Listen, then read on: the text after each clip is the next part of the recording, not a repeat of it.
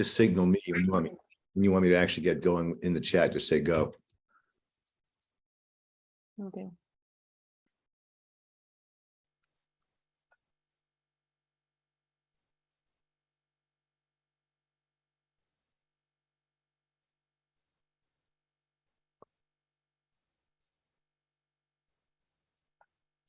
Welcome, folks. We're just going to give it another minute or two to let everybody join in.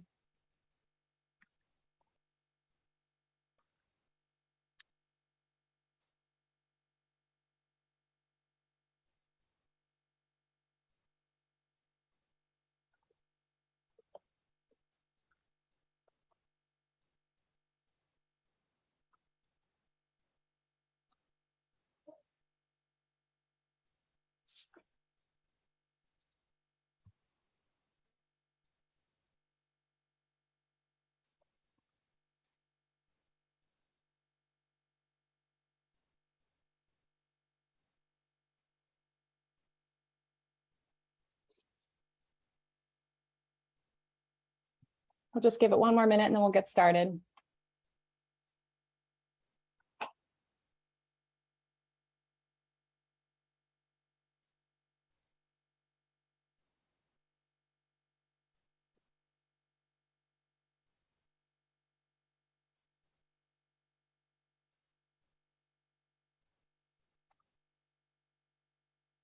All right, Richard, you want to start us off then? Sure. Great. Thank you, Colleen, and welcome everybody. It is a pleasure to have you with us, even though we can't be in person.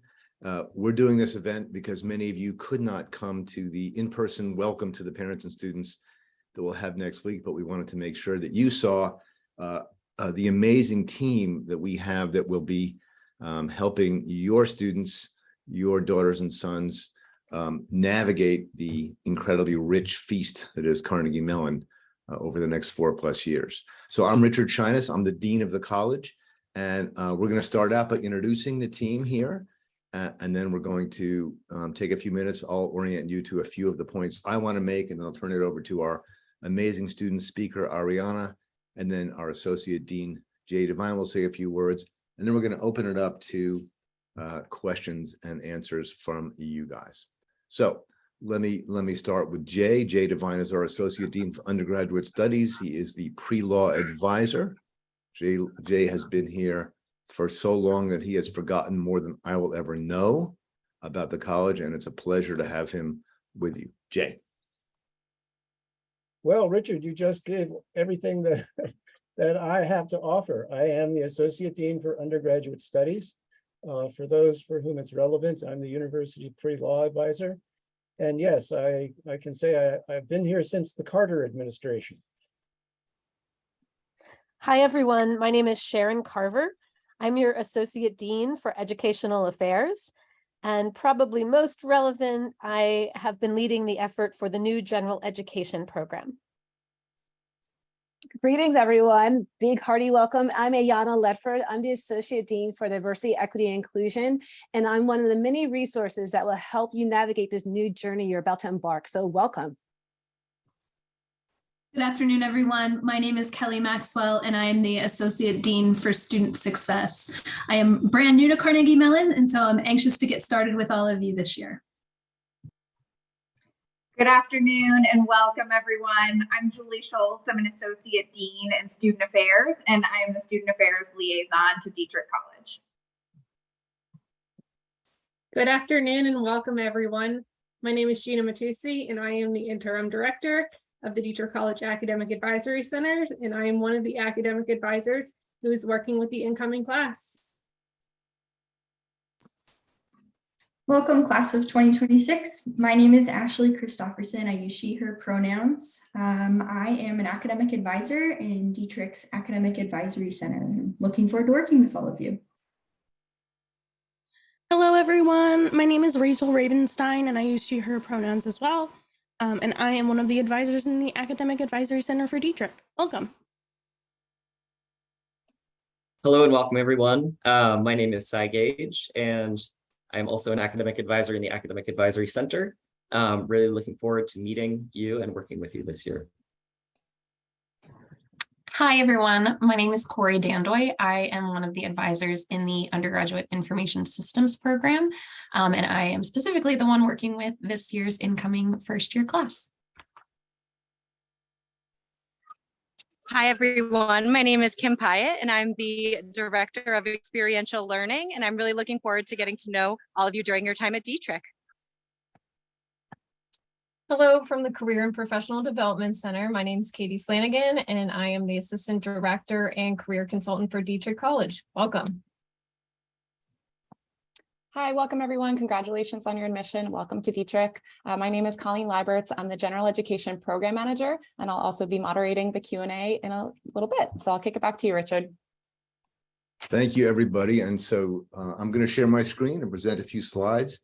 But before I start, I just want to say you can see that although we cannot replace parents, we have an awful lot of people who are incredibly good at their job and are here to help students navigate Carnegie Mellon and really get the most out of it over the 4 years that you will be here.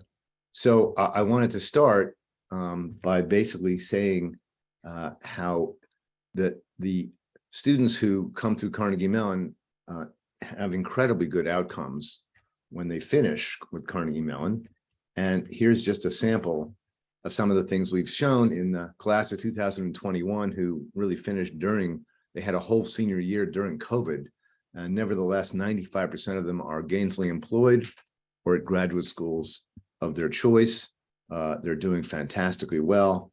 And they basically have gone through employers ranging from Amazon and Apple to the Washington Post, Teach for America, United Way, lots of different places to boot. And they have gone on to graduate school at places like Carnegie Mellon, Columbia, Cornell. So these are the best outcomes one could imagine. And we are very confident that the students that are coming in this class are as good or better than any we've ever had before. So you are all coming in 2022, and you are going to be graduating in 2026, plus or minus a few semesters here and there. And so the question becomes, what is going to get you to your first job? And then what is going to get you to graduate school and then your first job? And what might be getting you to futures after your first job past that? Well, I just showed you we have fantastic outcomes for almost all of our students to go into the world of graduate school or go into the world of business or go into the world of nonprofits. The students coming out of Dietrich are among the most highly paid in the world. And so they do extremely well to get a first job. But what we have discovered is that getting a second job or getting further on in one's career requires more than just the skills you'll graduate with. It requires new skills, because even if you're coding or you're doing something highly technical in 2026, what you'll need to know in 2031 is probably a whole new set of things that we don't know about right now, or you won't know about when you graduate in 2026. And so it is completely imperative for you in terms of your success long-term to learn new skills after your first job, to get a good second job, supervise people, rise as you wish, etc. And so what you really need to concentrate on here, besides the major you get and everything else you're doing, is how to learn new skills, because this is something that's sort of a meta level skill that you will actually need very, very much going forward to do what you need to do in the future. Okay, so the thing we know a lot about is how to learn new skills.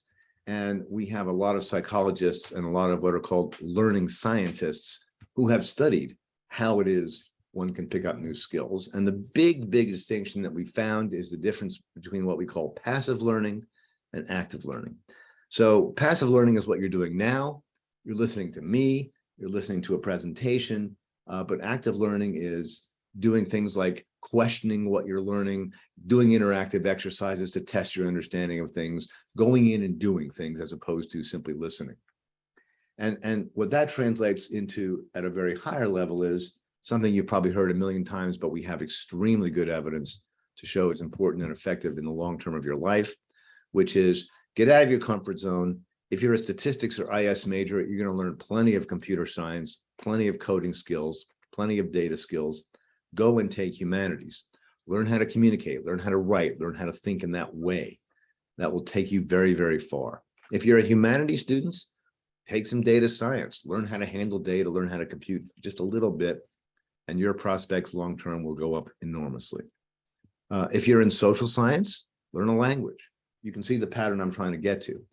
All the ways in which you can expand the base of knowledge and the base of skill and the way you learn how to learn is going to really help you going forward.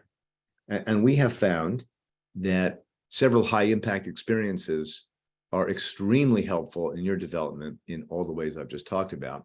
And we have spent an awful lot of time and effort creating opportunities for you in at least the 4 areas I show here: internships, community service, undergraduate research, study abroad. These are all great things to do, even if they are hard to squeeze in sometimes in your major or your minor or et cetera. And so just to go into a little bit more detail, we have a program that is called the Pittsburgh Summer Internship Program. And what it does is, if you want to stay in Pittsburgh for one of the summers you're here, and you actually get admitted into this program, which we try to admit everyone into the program, you will have a connection to organizations in Pittsburgh that are either nonprofits or startups, and we will pay your stipend of $3,000 to work part-time for about 10 weeks so that you can actually do these internships without having to suffer financially. These have been incredibly successful, and it's grown from about 13 or 12 or 13 students 4 or 5 years ago to now we're doing about 60 students per year. And the people in the program love it, and the organizations in Pittsburgh who get our students for 10 weeks over the summer, they really love it, and they keep coming back for more, recognizing how valuable it is to have a Dietrich student as an intern over the summer. I should say we have other internship sponsored programs that Jay Devine knows about, which allow you to find your own internship somewhere else around the country. And if there's not enough money from that internship to help you live, we have funds available to actually pay for some of your other costs. And so Jay knows about that, but that is quite a substantial amount of money, and it's very helpful to students who are looking to do something meaningful that doesn't necessarily pay a lot, like something in high tech with Apple or Amazon. We spent an awful lot of time over the last 5 years, as Sharon will attest, to creating a state-of-the-art 21st century general education program, which focuses on the foundations that we think are incredibly important for your life and your career. In the yellow gives you some disciplinary breadth in the subjects that we take to be essential, and others we take are essential everywhere. And then has some special seminars and topics that give you a taste of the interdisciplinary approach to academics and everything else, which we think is crucial going forward. So what I mean by that is, for the Grand Challenge seminar, for example, we focus on a topic and we teach it from several different disciplines at once. And so the example I always use is climate change. We have someone who's doing atmospheric chemistry teach some of it. We have someone doing rhetoric who teaches the rhetoric of how climate change research is used in the press, and then how the press releases are used in the politics, right or left. And we have finally someone who teaches the politics of it and how the international committees or international treaties get negotiated and how they actually get settled. We have in the left, you can see, focused a lot on things that support the student general education wise beyond the classroom. So we have a 4-year holistic advising, and you're seeing some of the people involved in that here today. We have an awful lot of experiential learning opportunities that I just talked about. The foundations we stress are completely crucial for the 21st century economy and the 21st century world. And we have many things other than that to boot. So we have, I think, started this for the first time last year, and we are now iterating, improving, and this Gen Ed is extremely exciting, and I'm very proud of it. The final thing I want to point to before we turn it over to our student speaker is that in the New York Times, there was an article that has captured advice that we give quite typically, which is that conventional wisdom says that the tech fields information systems, computer science, data science, etc. They're the ones who are getting the job, the engineers, etc. Well, it turns out that they do have a better opportunity and they do have bigger starting salaries on the average for their first job. But that when people pay attention to humanities in the way I talked about before, they not only catch up, but they often surpass these people, long-term over their career. Because what they find out is that what employers are really looking for are things like not just technical skills, but can you communicate? Can you work on teams? Can you do things that are the hard skills, but can you also do the things that we call the soft skills? And so taking more humanities, even as a major, is terrific preparation for doing that. And our humanities students are doing just as well getting jobs as everybody else, and they're getting jobs that pay well to boot. So we say it, we mean it, we back it up. We think that if you do have any passion of any sort for history, philosophy, modern languages, English, creative writing, etc., please do not be afraid to invest your time and effort into those disciplines. They pay off in a big way later in life. Okay, so finally, I wanted to just mention that we have a wonderful community here, and the idea of people being attached to a group in our college, in the major you're in the student clubs you're in the overall Carnegie Mellon world is very important to us. And we invest a lot of effort in trying to make sure our community is as inclusive and as supportive as is possible in many, many dimensions. We simply do not tolerate bigotry or discrimination or intolerance in general. And we work very hard to make sure that everybody has a place in our community and is supported. You are going to have plenty of very intense and very difficult moments in your 4 years, but I can assure you, you are not alone. And we are here to support you and help you and do so in any way that needs to happen, whether it's a faculty member, whether it's a student friend, whether it's one of us. Our doors are open. We are here for you, and we urge you in every way we can to take advantage of us and make sure you understand how important we know that you are. So, okay, let me finish by introducing our student speaker, Ariana Garcia Guerrero. She is a rising senior in international relations and politics. She has a minor in cybersecurity, which is the first, I think, class that is finishing with that minor now. Ariana has served as the president of First Together, and she is a Tartan Scholars Ambassador. And she also has received a Daniel Shaw Fellowship for doing an internship at the Department of Defense. And she is one of 16 students nationally to receive the Beinecke Scholarship for Graduate Education. She is an absolutely fantastic example of the kind of students that we typically have. And it's a pleasure to turn the mic over to Ariana to give you her perspective on the 4 years you are now about to enter. So thank you all again for coming. And Ariana, take it away. Thank you so much for that introduction. Hello and welcome students and families of the Dietrich College class of 2026. My name is Ariana Garcia Guerrero, and I'm here to show you just some of the reasons why my Dietrich experience has been so special and to give you a glimpse of the kinds of opportunities that Dietrich students can have. So I'm a rising senior majoring in international relations and politics with minors in cybersecurity and business administration. I come from a low-income single-parent household in New York City, and I came to Dietrich because I saw just how diverse the curriculum for international relations was, especially compared to other universities that I was looking into at the time. I fell in love with the major after I discovered how multidisciplinary it was and how much creativity the track offered. In many ways, I was drawn to the freedom that Dietrich students have so they can be independent and mold their own path with the majors that they pursue. They can be creative with their academic pursuits and make a difference in the field because of that creative liberty. Coming to Dietrich was an easy decision for me because I realized that it would provide me with the tools that I needed to succeed and that I would be able to use them to make a positive impact on the world around me.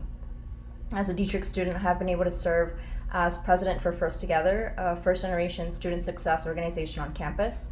I have been involved with undergraduate research as well, and I have participated in the SUR program at CMU, where I wrote my own research proposal with the support of my professors. I have also been a member of the Women in International Security chapter, where I served as the research and curriculum development leader working to promote greater leadership of women in international peace and security fields. Last spring, I took part in the Washington Semester Program, where I interned for a think tank in DC. I have undertaken work study opportunities for the past 3 years, and I continue to serve as a Tartan Scholar Ambassador, helping to mentor and support first and second year students. Currently, I am also completing an honors thesis on groupthink within NATO. And outside of CMU, I've had the chance to publish a number of articles for think tanks such as the Turkish Heritage Organization and the American Foreign Policy Council. This summer, I am interning for the Office of the Assistant Secretary of Defense at the Pentagon, which has been an incredible experience so far. Throughout my Dietrich journey, I have received immense support and guidance from my professors. Not only have they offered me advice and helped me to grow academically, but they have become a second family for me. All of my professors see so much value in the work that I produce, and this has encouraged me to seek opportunities in ways that I would have never thought to do so on my own. They have seen in my work and in that of other students a sense of value and a beauty that we often struggle to see for ourselves. My professors also helped me to focus on becoming the best version of myself that I could be and to produce the best work possible. When I first came to CMU, I definitely struggled with feelings of imposter syndrome because I felt like I didn't have the experiences or preparation that many of my peers did.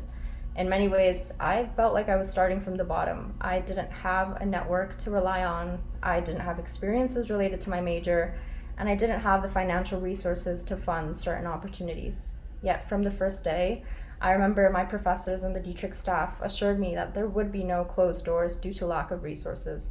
They provided me with the tools to succeed and helped me to take charge in making the most out of them. One of the reasons I've been able to engage with my professors across different fields is because, like all Dietrich students, I wasn't required to declare a major until my second year. This flexibility allows room for students to grow and to be creative with their course selection. Many students pursue additional majors and they decide to explore multiple career paths. At Dietrich, I've met so many well-rounded students and so many professors who are eager to engage with me and to have me join in on their research and their work. The classes I have taken have truly challenged me and made me think about situations in more creative ways. Perhaps the greatest thing that Dietrich has to offer, in my mind, is something that people from all over the world often wish they had more of, and that's time. Time to truly learn what you're passionate about, time to explore different classes, time to engage with professors' research projects, time to network and to grow, and time to truly become someone who stands out in a group and who has all the diversified experiences to prepare them to make a positive impact on the world around them. Dietrich gives you the time to become someone who will have the creative potential to address many of the most pressing issues that face our world today. In closing, I would like to tell parents that you are leaving your children in a wonderful place, in a place filled with people who are genuinely committed to seeing students succeed, in a place where trust is placed in students to use their work to make a positive difference in the world, and in a place that nurtures dreams.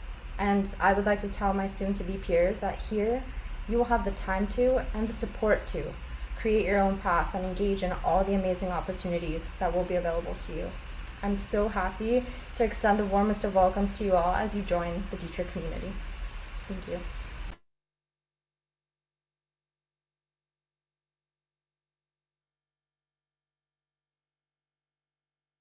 Thank you, Ariana. Thank you, Richard. Good afternoon, everyone. I'm here to offer a few remarks that will build on what you've heard already from Dean Shinas and Ariana to motivate you as you begin your Carnegie Mellon experience. There was a time when deans like me would greet and try to motivate first-year classes with what I guess I'd call intimidation tactics, like suggesting that half of you would not make it successfully to sophomore year. So the message was, you better buckle down and get to work. Otherwise, we may not see you next year. One dean, in my own experience, tried shame, telling us how much of our parents' tuition would be wasted by each class we'd miss. It was an astonishing, eye-popping $5 per class in those long bygone days. But times have changed. And we want to emphasize not that you may not be successful, but that you will be successful here. But how? How will you succeed? Fortunately, I don't have a single secret that will guarantee your success here. Each of you will have a unique journey here, and I couldn't possibly offer you everything you'd need to know to achieve the successes that you will no doubt reflect on and savor on your graduation day in 2026, which, by the way, will be May 17th, 11 a.m. 2026. So mark your calendars. But I'll offer a few thoughts now that might be useful to you. I'll talk about paying attention. I'll talk about refresh and reflecting. I'll talk about symbolism, and I'll talk about family. First, paying attention. Here I think of the term situational awareness, which is perceiving and understanding the environment critical to decision-making in complex and dynamic contexts. Because if one thing changes, everything changes. It's important, for example, for pilots and air traffic controllers to prevent mid-air collisions. It's important for ship captains. It's why there are laws against texting while driving. It's why bicyclists, like me, shouldn't be checking out their latest Instagram message as that car door straight ahead is just opening. Here I speak from experience. The shorthand version of this phrase is simply pay attention. And not just to prevent bad things from happening, but also not to miss noticing and grasping the good things that will cross your path every day here. It reminds me of the famous John Lennon quote, "Life is what happens to you while you're busy making other plans." So pay attention, because you never know. You never know. Second, refresh and reflect. Take care of yourself. Get sleep. Eat well. Get your flu shot. Brush and floss. Do your laundry. I'm sure your parents have talked to you about all of this. And take note. The University Center extension that's filled with exercise equipment. What's the message here? Wellness. Step back from your work and refresh. And while you're refreshing, reflect. Experts tell us that total immersion in a hectic daily schedule without reflection hinders the ability to see the big picture and understand and appreciate the larger significance and meaning of life's experiences. So don't let that happen to you. Find time, a place, an activity, like a jogging trail in Shenley Park, a ride on the city's bike trails, maybe along the river, all the way downtown to the Point. Explore on foot Pittsburgh's famed neighborhoods. Take a weekend afternoon and visit the Carnegie Museum just down the block. Step out of your busy daily routine, in other words, and pause and reflect. It's a great lifelong habit. So pay attention, refresh and reflect. And then symbolism. Did you know that each CMU college has a symbol and a banner to go with it? For the College of Fine Arts, it's a lion. For the Tepper School of Business, it's a fire-breathing dragon. For the School of Computer Science, it's a serpent of some kind. For Dietrich College, it's a unicorn. Every now and then, someone wants to know why the unicorn. They usually wind up asking me, I suppose, because I've been here so long. But the truth is, I have no idea. I was here when it happened. I suspect that the dean at the time picked it, but I have no clue as to why the unicorn. But if we were searching for a symbol, what could be better? The meaning of the unicorn symbol is all about opening up to infinite possibilities. That possibilities surround you and are available to you all the time. Many times you cannot see that possibilities abound or even exist. But the unicorn gives us the eyes to see those possibilities and the wisdom to take advantage of them. I love this as a rationale for our college symbol. So pay attention, refresh and reflect, embrace the unicorn, and finally, think of your family. Ariana talked about this. Consider what got you here. Each of you, of course, deserves enormous credit for all that you've done and accomplished that earn you a space in this first year class. No question about that. But think about that ultimate support team that taught you to swim, to ride a bike, to drive, to throw a curveball, that taught you right from wrong, that taught you about tolerance and decency and character. It's true that we offer amazing things here for you, and we are committed to supporting you in every possible way in your CMU journey. Here I point to the staff that you met earlier that symbolizes our commitment to try to fill in for family and to support you students in your personal Carnegie Mellon journey. Academic advisors, associate and assistant deans, special program directors, experts in student life and personal development, career exploration and planning.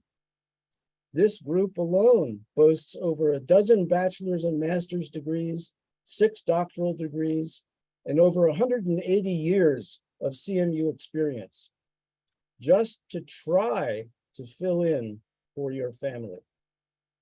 In truth, we are interim placeholders in these roles.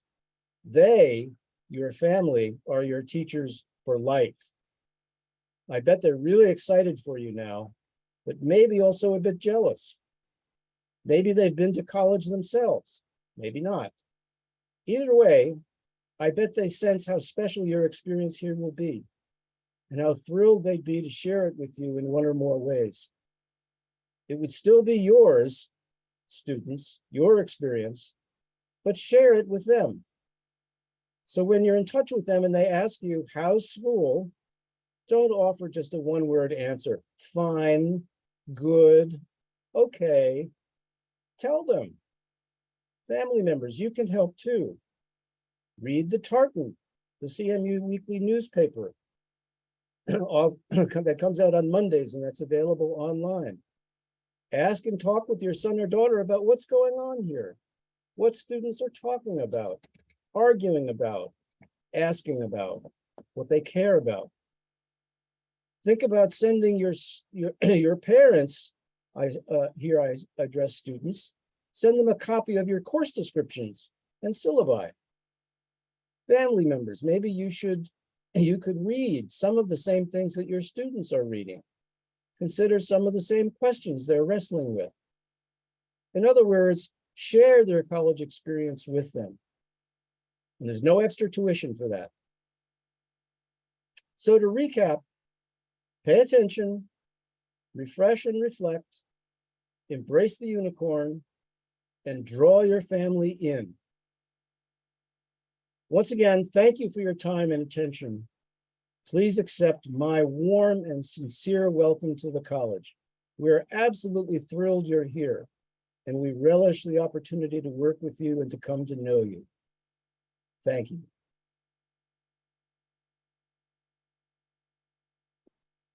Great. Thank you so much to our 3 speakers, Dean Shyness, Dean Devine, and our wonderful student speaker, Ariana.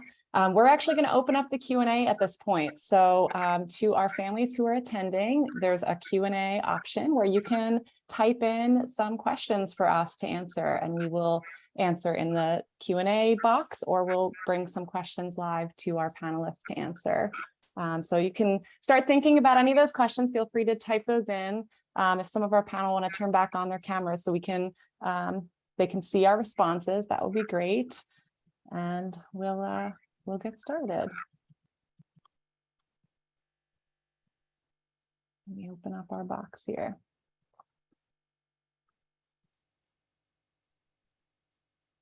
While you're getting started, Colleen, I have a question for Ariana. We have a lot of advisors here, and I wonder if you could talk about the role of your advisors along the way. You talked a lot about faculty, but what about advisors? Yeah, for sure. I think advisors play a key role, especially like early on when I came into like Dietrich. I remember I was just very confused about what courses I needed to take and what requirements I had so that I would be on track for graduation and so that I could, you know, really make the most out of my experience being at Dietrich. So I think my advisor played a really big role in helping me sort of navigate just more so the curriculum side of things, but then also I know like my advisor became like my best friend. I think in many ways she opened me up to so many opportunities and let me know about so many things that exist around campus and connected me with other professors and staff. And I just think like having somebody who is willing to do that and who's willing to share those resources with you is incredible. Thanks for sharing that, Ariana. We have an awesome team of advisors, as I think any students who are listening feel hopefully already. So definitely take advantage of that support that you have right from the beginning when you get here. Richard, you talked a little bit about the general education program in your speech. Maybe do you want to share a little bit more about the motivation behind that, or Sharon, if you want to chime in first with maybe some of the motivation behind that program and how it's going so far? Sure, I can say just a few words and then turn it over to Sharon. A lot of general education programs across the country are checkbox programs. You know, you have take one of this, take one of that, take one of this, and then your advisor sits with you at your junior or senior year and says, oh, you haven't checked this box. What courses could we do to get that satisfied? They don't really start out with any holistic intention or goals for the students to take responsibility, get involved in their own development academically and in other ways. And so, you know, we realize that the basic idea of a major, right, if you're going to major in psychology or statistics or philosophy, will provide you with a deep and fairly extensive view into a certain subject, but it will not accomplish on its own the bigger goals of developing as a human being, as an academic. And so we said we could do a lot better with the gen ed. And so we really gathered representatives from all over the college and the university at large, the advisors, faculty, staff, etc., and took 5 years to try to make sure that we cover all the bases and the students had every opportunity and every support to develop in a holistic way. And I should say one more thing, which is that most college programs don't really do anything deep in the way of assessing whether or not the students are learning. And what we have done as part of this gen ed is build in an assessment apparatus and an intention to use the data we gather every year, right? Data about what the students are finding, what the students are feeling, what the faculty are finding in students, what objective measures of success look like, and then iterating the program in response to the data we have. So Sharon, why don't you go ahead? Sure. I'll add on to that a little bit about the student's journey, which Richard, you alluded to earlier, and Ariana really talked about the creativity and the flexibility to explore. And that is that we think of this as sort of some basic guidelines, but a lot of student input on what kinds of courses they would like to take. So we do have a student advisory council. They help us with a lot of aspects of the program. For example, this year we had input from students that they wanted more opportunities, more options in one of the categories. And so we've worked on that. We also want students to really think about why they're taking particular courses and how it's going to contribute to their journey. Like Richard said, not just checking off a box because I need something in this category. We're really trying to think of each of the aspects of the curriculum as contributing to the journey that the student has defined. And in fact, one of our primary goals is self-directed learning. Great, thanks, Richard and Sharon. Hopefully that helps paint a little bit of a picture for you of what to expect. I think one of the other areas that we might want to chat a little bit about that ties into one of the Q&A questions is about experiential learning, which you talked about as sort of a part of our general education program, but we have Kim here, who is our director of EL. So maybe do you want to share, Kim, a little bit about what we offer in the college and how students can maybe get involved with experiential learning? Yeah, absolutely. Happy to do that. Thanks, Colleen. So yeah, my role is really to help every student find some type of experiential learning opportunity that aligns with their personal goals, their academic goals, and career goals. And so when we talk about experiential learning, you know, Richard did a great job really going through that, but thinking about internships, research, study abroad, or community-based leadership or service learning, as you might have heard of it. And so one of the things I really encourage you to do is when you first get here, really talk to your academic advisor about some of the things that you're interested in, and they can put you in connection with me so that I can make sure that you have access. So for first year students, one of the things, and this is, I think, something that oftentimes students aren't aware of, but we have a course for first year students that prepares you to engage in undergraduate research. It's a really special opportunity. So if that's something that you're thinking about doing, definitely take advantage of that during your first year, and I can help you get connected. We have the Pittsburgh Summer Internship Program, as Richard mentioned, and we also are launching some community-based and community-engaged learning opportunities. So my office is very accurately placed in the Academic Advisory Center, so you can always stop in and we can set up a time to meet, and I can advise you even more on those experiential learning opportunities that'll help you make the most of your time at CMU right from your first year. Great, thanks, Kim. As you can see, lots of things happening in lots of places in Dietrich. So some people are asking questions. Great, keep them coming. Our advisors are typing away responses. There's a great question. I think Sharon just typed in a response, but I'll bring it to the group in case anybody else has a suggestion. Maybe any of our advisors want to chime in. We're talking about different opportunities that are available, like Kim just outlined a few. What are some other resources or opportunities that maybe students miss or that they don't initially consider that you might suggest an incoming first year kind of think about? A little bit of a tough question. We've gone over a lot, but if anybody wants to chime in, Sharon obviously put something in the Q&A box. I don't know if any of our advisors have one. Richard's got his hand up. Feel free to chime in. Well, it's not necessarily a first year thing, but it often doesn't happen until later in a student's career, and that is undergraduate research. So we are a R1 research university, one of the finest in the world. And I think we know now that students gain an enormous amount from doing research with a faculty member or each other. And so we provide lots of opportunities for that, even starting in the first year, but students typically don't take advantage of those until much later on in their career, which is fine.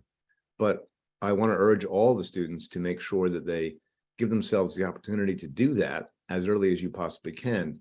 What we as the faculty will all agree on is that we love supervising the students. They're incredibly smart and incredibly able and incredibly energetic. And we benefit from it as much as you benefit as students from doing research with us. But a research experience with a faculty member in our kind of university is very often transformative and very often an extremely satisfying and developmentally transforming event. So I can't urge you strongly enough to be willing to go talk to your faculty members that you like, they're teaching a class that you like, or your advisor to get you hooked up to other faculty members who you might be interested in working with, and open the door for a research opportunity. I think you'll find that we are a small college relative to many others, and that provides a much larger set of opportunities for in-person, intimate sort of research supervision, which is really, really beneficial for everybody involved. So go do research early and often. Great advice. Jay, you have something else you want to suggest?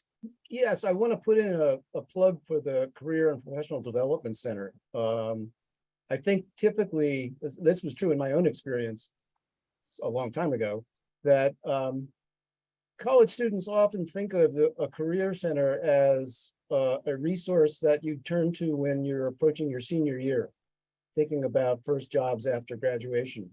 But really, in the way that the Career and Professional Development Center here is structured, it's a resource, it's an advising resource that students should plug into as early as their first year.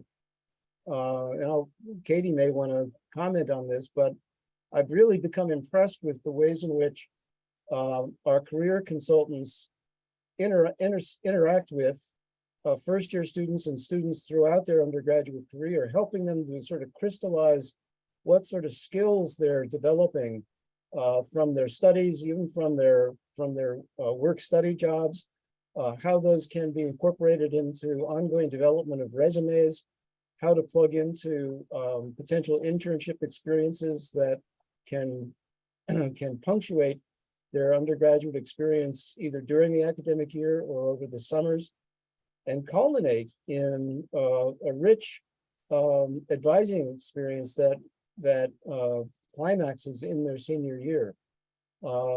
So first year is not too early to plug into what the Career and Professional Development Center has to offer.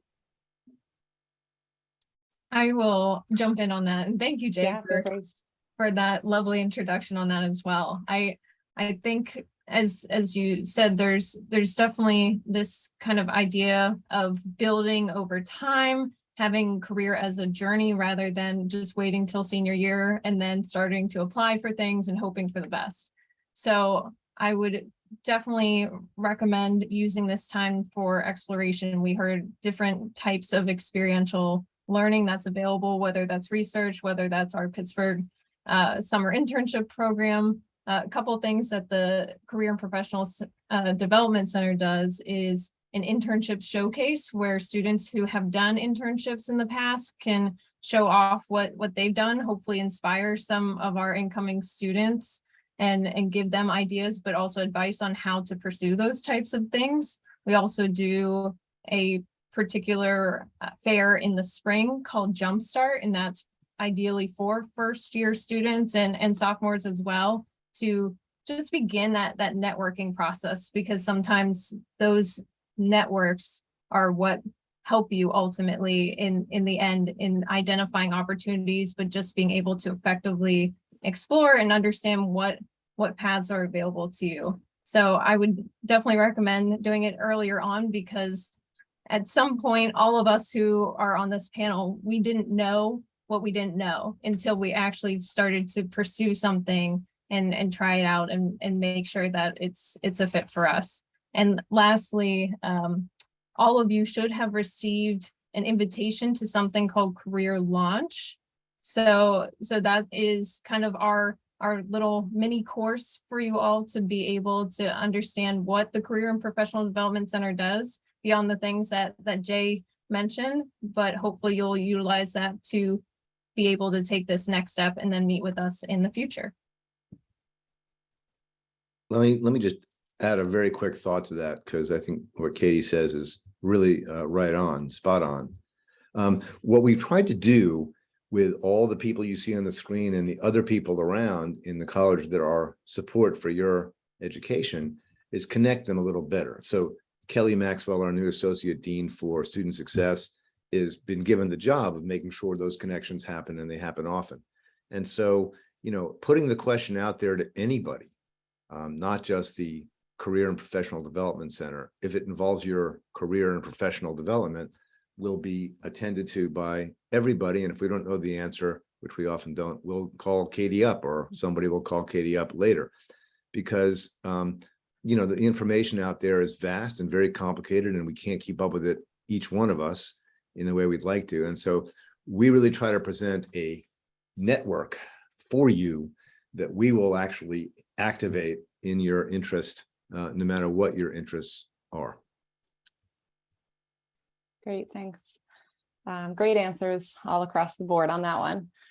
We've got a few more minutes left, so please feel free to continue typing in your questions. We definitely want you to leave here feeling like you have all of your questions answered. I know we've got one there that Sharon's typing a response to, so I'll let her finish that. And then if there's follow-up questions, we can answer those for you.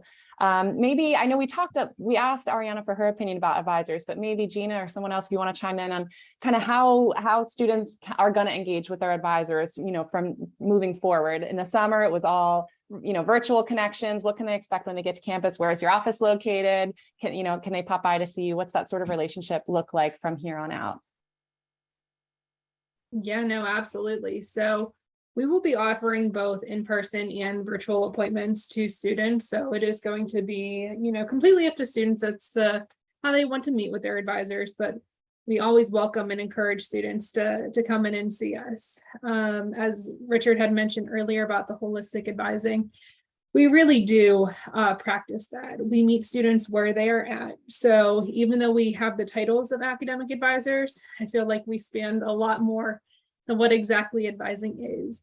We will help obviously on courses, course selection, transfer credit, all of that stuff, but we're also we know a little bit about a lot. So I tell students all the time, please start with us, because if we don't know the answer, we will definitely get it for you, or we will point you in the right direction of who you should speak with, who's an expert in that area. So we are located physically in Baker Hall, which is, we're in a really convenient location, I feel like, because as soon as you enter the main doors, right off to the left-hand side, our suite number is 160. So we definitely, like I said, would love to see you in person, but we understand at times that you may need to make virtual appointments as well. So we are available in person and virtually. Great, thanks, Gina. Sure. Other questions that folks have, please feel free to put them in the chat or in your Q&A here. We had a lot of good questions asked today, so hopefully folks feel ready for your CMU experience, which is only 1 week away. Believe it or not, time is flying. Colleen, maybe I can just say a word about the pandemic and how we're dealing with it, and et cetera. You'll see, Sure. you'll get lots of communications about that. We have quite a large team centrally located who supervise our response and our posture on the pandemic. I think we're now in a position where we've been doing this 2.5 years. We've become very good at, pivoting quickly when we need to, at offering remote instruction or a hybrid instruction that's effective, and doing it only when we need to. We try to be in person as much as possible. But I urge you to communicate with the advisors or the faculty members you're talking to. Each of the faculty members has somewhat of a different preference for how they deal with it. But in general, we've been, I think, extremely effective. And now I think we're entering a new phase where the pandemic is not over, but it's something we're going to have to live with. The disease is endemic. There are going to be cases. We have had extremely few serious cases because the community is vaccinated, and that's good. That means that if people get it, and they will, they aren't getting serious cases that are hospitalization cases. But we're on it. We have lots of different physical things we've changed about the campus to protect people more. And we've done many things to make sure the education and the other parts of the experience are as good as they possibly can be, given that the conditions we face in the campus and in the community in Pittsburgh and Allegheny County in general. So if you have any questions about that, again, I think Gina's advice is good. Start with your advisors. But if the advisors are full, keep walking down the hall, and you can go left into the dean's office. The very next suite is 154. We're happy to answer your questions there as well about anything. And I should tell you that the dean's office has chocolate that's available to anybody who visits, and that means that we get a lot of visitors. They don't come to see me, but they come to get the chocolate, which is just fine. Thanks, Richard. I'm sure some of our families were curious about our pandemic response, so thank you for sharing that.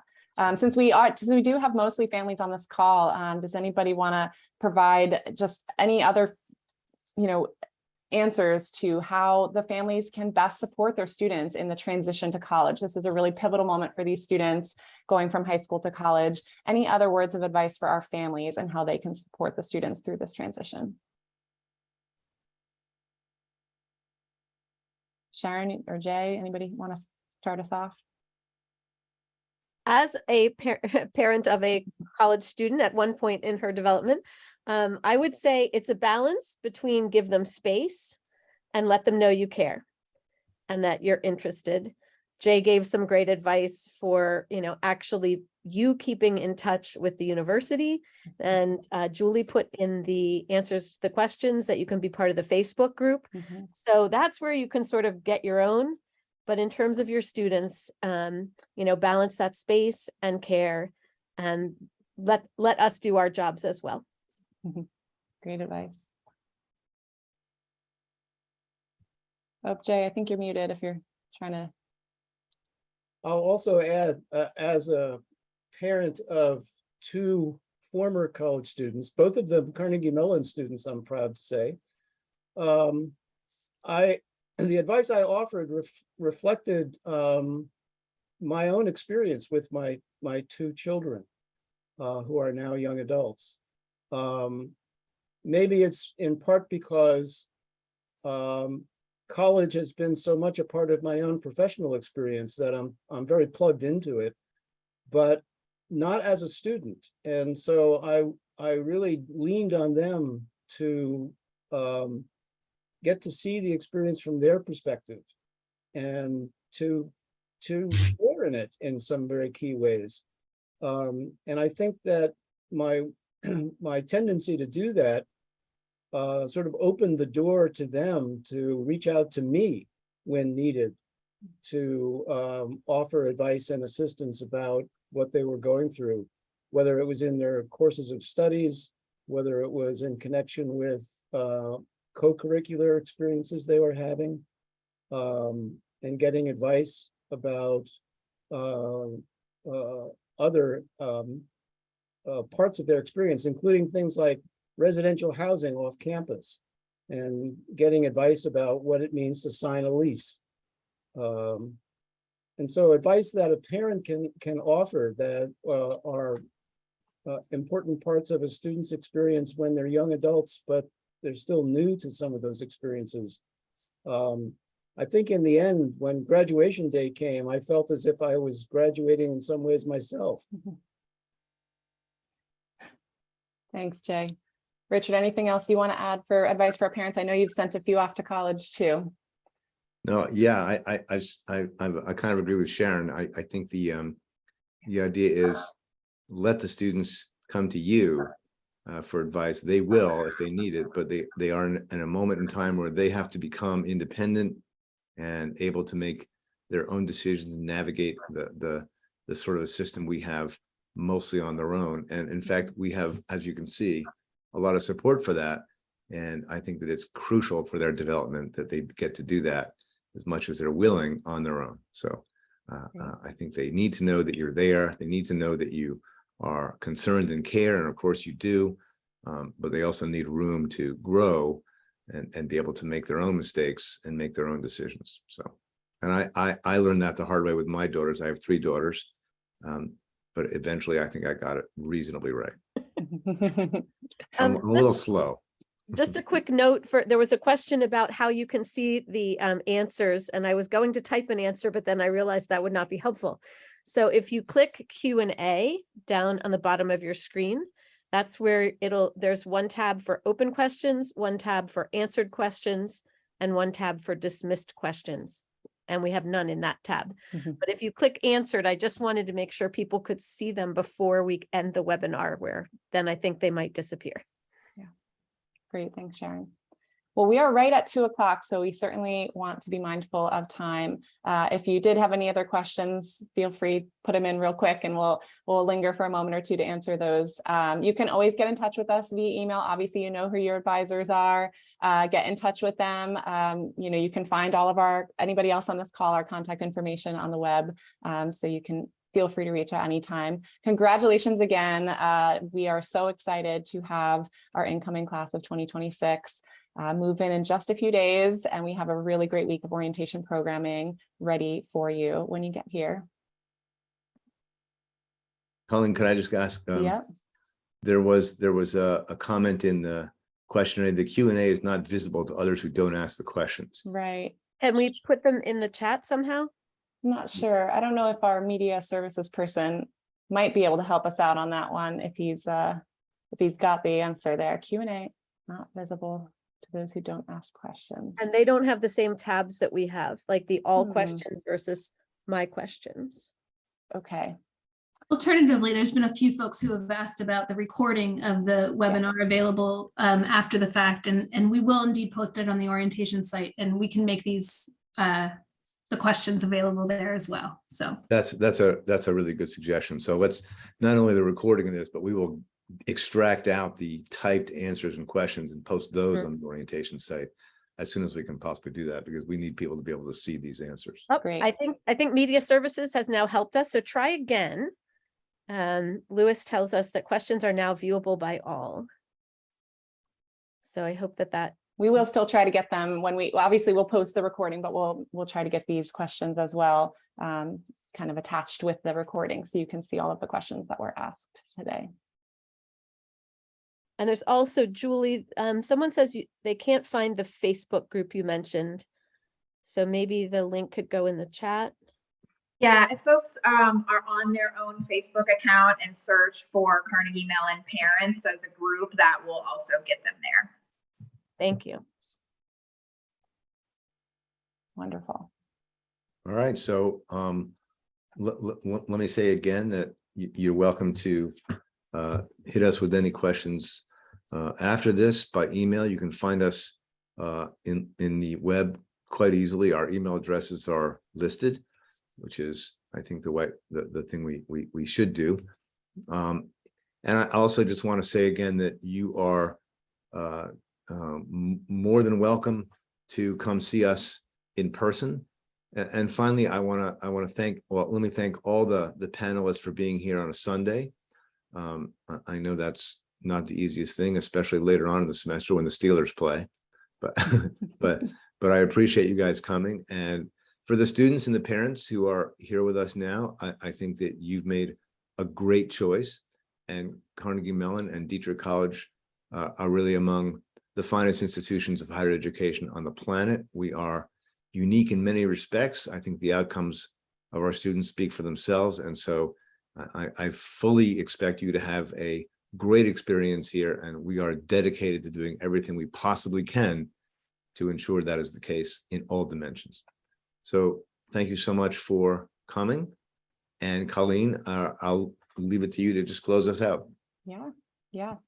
Well, yes, thank you and again, thank you to our speakers for delivering remarks today. We hope this was a warm welcome to what will be a wonderful few years ahead. So thanks again, and we'll see you all soon.